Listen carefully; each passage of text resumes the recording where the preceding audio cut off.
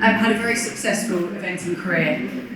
And I started with few horses and had obviously a very successful good horse. And I've actually changed over the last few years. I've had less good horses. I stopped eventing in 2017, mainly due, and I will explain later on, but eventing was never, believe it or not, eventing was never actually a dream of mine. I just got better at it and had a very good horse and ended up being extremely good with my combination.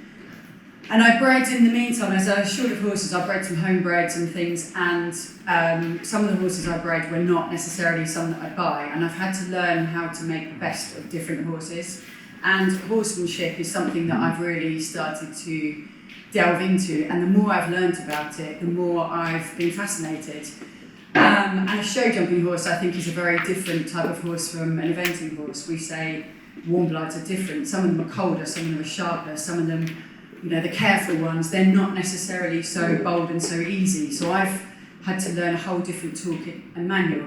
And what I wanted to do is show you really from a different perspective as why I want to create good pictures and why I want to be able to help train people create good pictures and perhaps put a bit of the middle ground in. I think welfare, people think that welfare is often happy hacking, pony patting, whatever. Actually, there is a massive correlation between a horse being happy, a horse and rider being happy, and how the horse performs. So I think obviously there's, of course, good welfare means a good performance. If we're feeling good, the horse is feeling good, we're feeling confident. And I think that comes into your good pictures. If I leave the start box or whatever, or my rider leaves the start box feeling that they've done the preparation and they are in a good emotional place, then they're far more likely to be able to be successful. This obviously includes the horses. I'm trying to train the horses to be forward thinking and to be able to give them the right tools to be able to succeed. What pictures do we want? We've obviously covered some of this already. I've put a picture of the show jumping team. The level of sport that we've seen recently in the show jumping has been absolutely phenomenal. I'm going to use the Nations Cup final. Obviously, Billy Toomey, it was just, the jump off was incredible. If we can see pictures like that in eventing, that would be brilliant. That's the very, very top level of sport and the best of the riders. As I say, they're safe pictures, and the horses and riders are fit. You can clearly see they are, the level of detail is exceptional. I think some of the things I've put here, good losers, I think that's really important. I don't know if anyone watched the Europeans after Matt Sampson. Sorry, you can't see. So Matt Sampson got eliminated in the show jumping. The first thing he does is go up and congratulate Scott Brash after his round. I think that kind of thing is really important. I think, we've got interesting interviews. So many of our riders are boring. I think, to create unfortunately they are, and they, we're saying about the spectator view. Yes, some of them are incredibly well spoken, which is lovely. But actually, we need more normal people as well. It's not all the advantage that get to ride very well. I think it's really important that the riders cover the whole diverse group of people, and we want to obviously attract sponsors and owners, and it needs to be entertaining. It's got to be entertaining in the right way. This is multi-angled, obviously. Put different pictures up here, but we need to encourage breeders, we need to encourage owners to keep it all within the sport. As a rider, we are nothing without our team, and it's really important that we, as riders, create as good a pictures as we possibly can to keep ourselves going. I thought just something that might be interesting is where I started. I think I started probably different from some of the beginnings nowadays. I was very much hands-on. My nan put me on a donkey on a beach, but I was very lucky that I had a riding school half a mile away, and my sister, who was 4 years older than me, and I walked to the riding school, and we'd pick rag work, we'd clean the tack, do the horses, and actually care for the horses. And so that was always my primary interest. And I think a lot of the riders nowadays actually don't know how to look after horses. I think a lot of the time, possibly the parents, the grooms do it, but I've always wanted to be interested myself as how to do that, and I think it's the passion of looking after the horses, and that comes into welfare. You know, I know my horses well, I know when they're bright, they're happy, I know when they're not, and you can then start to work out if your competitions are achievable or not. Obviously, I was always competitive, sports teams and things, and I think that makes, it always made it that passion for me to be competitive. But very little talent for riding. I actually was pretty awful on a horse. But what I was really good at is learning how to learn and learning how to enjoy struggling, and I really enjoyed just getting better, and that's what gave me the drive and the success. Having horses is character building, and as I say, ultimately it starts with a love of horses. I was a first generation rider, so my dad did ride a little bit, sort of started at the age of 37. But I think actually I used to think it was a disadvantage, but now I think it's an advantage because I am so open-minded, because I don't know, no one's ever told me. I've obviously had different coaches, and the different coaches I can choose to go to, but no one's ever put me in they've never expressed, you know, I can see some riders have been sort of almost stifled by their I don't want to say parents, but their family or whatever, because I don't know, I've had to learn my own way. And that, although that's harder, it's meant that I've learned as an intrinsic learner. So it's always been about me and my motivation. No one's ever told me to do it. And it means that I'm really good at problem solving. So if I have a problem with a horse, I'm able to work it out. And I really enjoy that. And that's what makes the day different for me. Independence, hugely independent, although I also laugh that I'm hugely dependent on my team and things. It gives you, especially for children, I think it gives them focus, time management. You know, like that was my niece there. I mean, she's at sort of 14, 15, able to plan a day, run a little team of staff and things, and be able to be a bit of a manager, and it's made a massive difference to her life, so her life skills. I put fitting in, I think it's funny. When I was younger, I spent my whole time trying to fit in. Now, I'm trying to be something different. I want to be new, diverse, and I'm happy to be someone that rides in a different way or whatever, or thinks in a different way. I think that's healthy. But at that point, I was very lucky. I went to Luhmühlen at 18 years old, and she obviously trained Pippa Funnel. She taught us how to work. And also started me on the ethos of that the horse, that what we do, it makes a massive difference to the horse. So it's not just the horse, there's no excuses for what goes wrong, it's all about what we do for the horse, and I think that's a really good mindset, and I think that's been lost along the way as well. Yeah, never my goal to be an event rider, but I did want to fit in with my peers. I wanted to enjoy going to a competition, being safe, and being good enough to be safe, and I thought that was my responsibility and not necessarily anyone else's. I didn't want to. I got through my eventing career and have done a huge amount. I broke my collarbone, broke my nose twice, had a couple of knockouts, but other than that, I was very, very much unscathed, and I think that says a lot about how I produced my horses. Incredibly lucky to obviously have Tankers Town. I bought him as a 4-year-old, an Irish horse. I was told to buy him. I actually couldn't ride him. He was so sharp, I couldn't ride him at all. He went from walk to canter. There was never any trot. And interesting, I was talking with Bridget in the car, and he never did very well at the young event horse classes. He was never, I think I came 8th in a qualifier. But obviously this was a horse that just evolved and became better and better.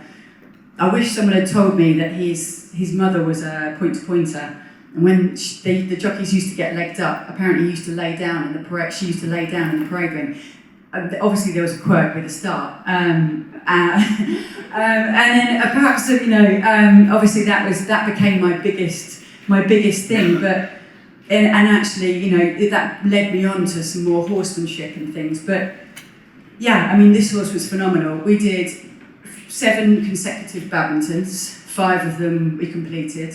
1 I didn't start at, ground was hard. In 2007, and then we did Burley twice, Poe. I won Luhmühlen in 2010, went to the World Games and the Olympics. I mean, I think there's very few horses that have got a record like that, and I honestly believe that he's been one of the best, soundest horses that was ever certainly in that era. And I think, the record and career speaks for itself. He had very few injuries. In the end, we finished at Poe with an injury, but he was 16 then. And I think you can already see that I started to really appreciate my horse and care for it and understand what it took to be able to make sure he was in the best state and physical state. All I've ever wanted to do is compete on the top level as consistently as I possibly can. So no matter what's going on in my life, emotional, physical, whatever, I'm able to perform at that moment in the ring at that time. I had obviously some start box issues, and that led me to then start to be able to think about horses in a different way. I couldn't understand why at that point I could be the best, to do the best dressage test, the best show jumping round and the best cross country, and I still didn't win. By getting out of the start box, it actually was a problem when the finishers came. And I remember even going to Badminton the year I didn't get out of the start box. I wasn't worried about the course at all. I was so nonchalant almost about the course. And then I hadn't appreciated that the finisher came round right in front of the start box, and that was game over. But it led me into a different I always make positives out of negatives. So it led me onto this different journey, and basically on the way back from the start box, a lady said to me, she said, "I can help you if you want. Do you want a hand? Your horse needs some help." And of course. So that afternoon in the stable yard, I actually learned how to started to do some craniosacral, which is basically bodywork and things like that. And that started me on another journey, being able to look after my horses in a different way. Charlie Unwin I went to school with, he was amazing, and I'll go on to psychology in a minute. And Richard Maxwell helped me in basic understanding about horses' posture, about relaxation, about tension, about getting them in a better state before I even got on them, having a better connection with them. And I think that's something that's really important. And it makes you understand that you're far more likely to achieve that you want to. So we overcame this and won Luhmühlen in 2010, which was my best, to me, that's my best result I've ever had. I did psychology. I think if you're a coach, if you're a trainer, and with horses, psychology is something that's it affects all of our lives every day.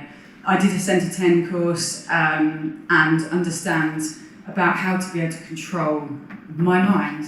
I've put learning about my character and how it affects others, a mirror effect. I'm sort of naturally a really energetic person, and that works really well with some horses and doesn't work so well with others. It works well with people and doesn't with others. So if I've got a particularly sharp, buzzy horse, I have to be really careful and be able to physically lower my energy levels and be able to be much calmer around and much slower and give it much more time. And that has helped massively learning how to connect with horses. And I think that's something that's really important. And I think as a rider, you have to learn how to be adaptable to every different horse. It's not just one size fits all. Because different good horses come in different shapes and sizes. I play tennis a lot now. Tennis has changed my life. I wish more athletes, and certainly equestrians, would do different sports. And the reason being is because I think it's so easy to think about the horse all the time. And actually, when I played tennis, and the reason I started playing tennis was because in the last 2 years, wasn't very good at it, wasn't competing at a high level, and I wanted to be able to overcome every 30 seconds there's a point pretty much, and every 30 seconds I have to get over what I've just done. I have to get on with it, refocus and start again, plus obviously you have to be very fit. But it's really interesting because as an athlete, and you're talking about someone competing at top level, if I was very tired, I was late, I was stressed, whatever, I don't know if I want to play today, I don't know if I'll be good enough. And suddenly actually I realise all these different things. You think, is the horse good enough? Is the horse right? Is it in the right conditions? Is the ground good enough? All these different things start to come out in my daily tennis play or weekly tennis play. So it's been brilliant, and I really urge people that have riders to go and do different things, because I think it's made me such a better competitor in the ring. I'm really focused, able to block other things out, and much more responsible for me. Relaxation, I think that's equally as important. I do yoga, have to be able to zen out as well. We live such busy lives now, and I think it's really important to be, I think a good rider has to be supple. They have to be able to be stretching, they have to put some work into themselves things about, falls and recovery and things like that. I think it's vital. Better time management, being present, not multitasking. We're always on the run doing different things, and I've learned to slow down and take time to plan and actually do things properly. We learn by making mistakes. Okay, this is massive. We never start where we don't start where the finished product. We are in a journey. And I think so many people nowadays expect perfection at the beginning, and it's there's a lot of messy pictures that I made as a young rider, and a lot of falls and things, and then it's just by learning to be, and hopefully people aren't so judgmental or blame me, and then you end up getting better and better and better. Obviously, the people that don't learn are the people that you have to be careful of, and I think those are the people you're talking about making the sport safer. If people keep repeatedly making the same mistakes, I think that's the problem. I think they need the training. But I think it's really important to understand that we have to start somewhere. And my first 5-star, I did not ride as well as my last 5-star. So I think there has to be a journey there as well. Not overthinking and analysing in a non-emotional way. If I make a mistake, have a bad day, I can put it to bed, and the next day I wake up and then I start to be able to analyse it. But I think the main thing is we need to make sure, remembering why we do this, it's because it's fun and we enjoy the horses, and it's about the love of the horses all the time. And I think sometimes all the other bits come into it and we forget about the reason why we all started doing it. I've started doing bodywork on them.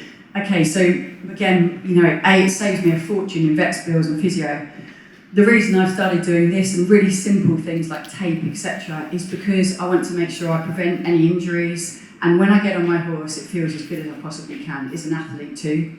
And I wish more riders would understand that it's really simple to be able to change the horse. Mary King told me years ago, she said, I don't use physio, I just change the way in which I ride the horse. And I thought, what's that mean? And years ago, and then now I realise completely about stretching, about giving proper warm-ups, about understanding about how the horse works biomechanically. I think it's really important to understand, is your horse sound? Is your horse not sound? Why is it not sound? Most horses aren't that sound, but how we're able to help them become better, stronger athletes. Okay, so horsemanship, that's something that's really coming in. I have learned more and more about horsemanship recently, mainly because, and we say about the internet, actually it was Lizzle that told me, Lizzle Winter, about Connie Colcock's. You see these amazing people nowadays. Connie backs her horses without a bridle and sometimes without a saddle. And she can get a horse, she can, in a really relaxed way, to come and stand by a mountain block, and she can just get on it and she goes, and that's how she starts them. The Featherlight, the lady here, she can ride a Grand Prix dressage test without a bridle. I mean, she can do piaffe, collection, all the one-time changes, everything, pirouettes. I mean, that's incredible. And then, so if you strip it back and you see what people can actually do and they can achieve, that to me is so inspiring that you don't need pressure, that you don't need to have, gadgets and this and quick fixes, that actually people nowadays are starting to show what's possible. And the quirky horses, they're not just difficult, they're actually just completely understood. So a lot of the horses nowadays have been thrown to one side, very good horses, because they don't fit the rider. But actually the rider quite often isn't very adaptable and realising that perhaps they need to change their way of thinking. And the animal actually deserves some respect in the fact that perhaps we need to be able to think in a more kind of open-minded way. I've giving them time to develop at necessary rates. I think that's really important. Tankers Town was amazing. He did Blenheim as an 8-year-old long format. I did Blenheim and Bramham as a 9-year-old, Badminton Burley as a 10-year-old, and so on. But I never found another horse that did that. Not at that rate, anyway. But actually, I've got a really nice young horse at the moment who's slow to start.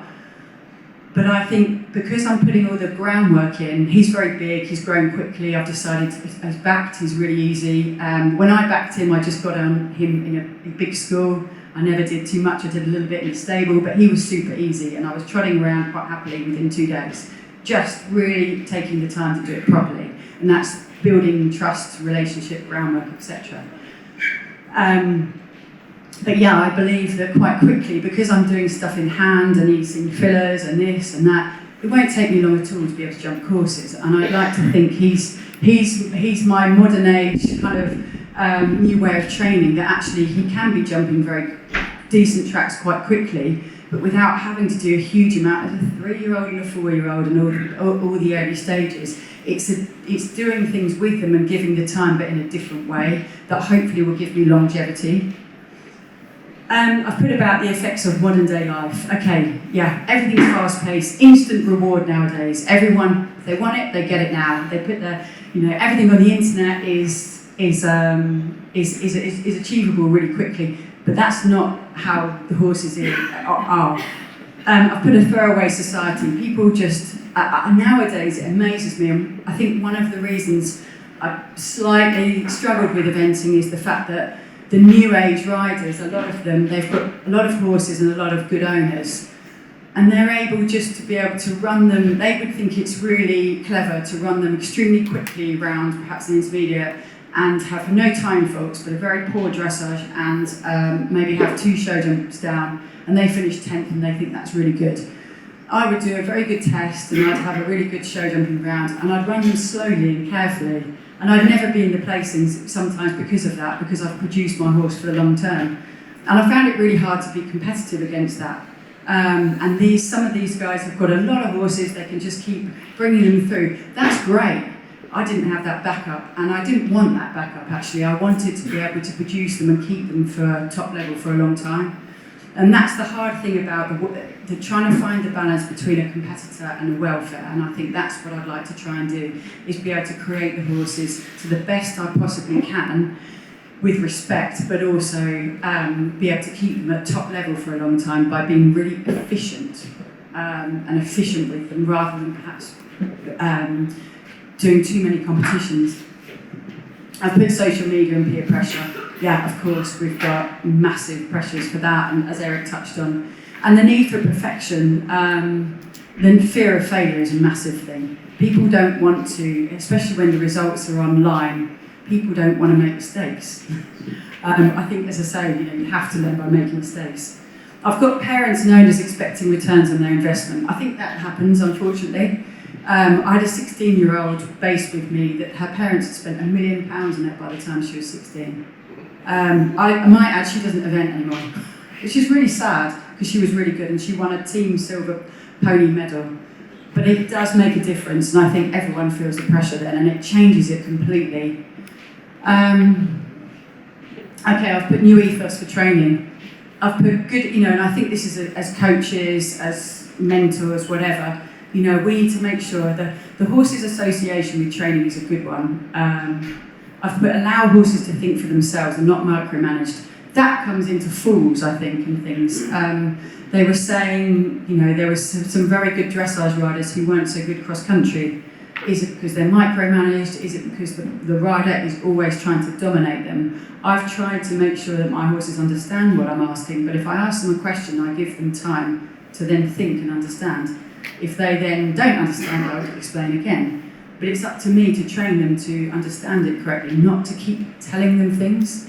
The worst riders I can see at the moment are ones that are just busy and on the horses all the time and not allowing them to make mistakes. And mistakes for me is obviously like things like they don't keep their rhythm, the fundamental scales of training. I see myself as a strength and conditioning coach for them. It's my job to make sure they're fit and strong enough. If my horse doesn't look strong and it isn't strong in its back and feels good, I don't want to get on it. There's so much I can do now to be able to improve the horse before I do that. I look for long-term gains and not just for today. That's part of the education for the future. And I'm really good at seeing past that they are now. I can look at a horse, even if it doesn't look fully furnished or whatever, or even particularly talented, and work out how to be able to bring the best out of it.